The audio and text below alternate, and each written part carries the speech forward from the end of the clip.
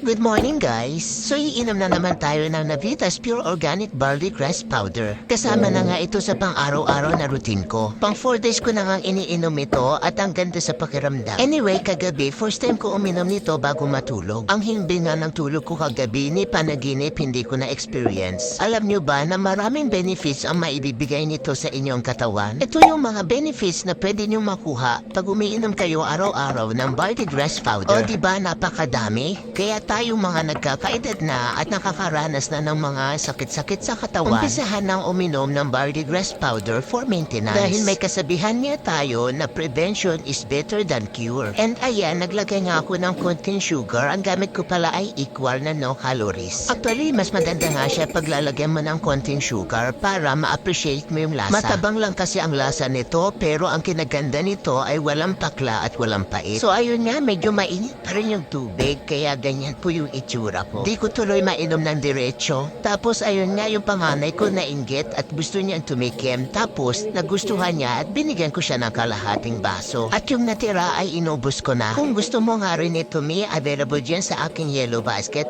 Mura lang yan, kaya check the yellow basket.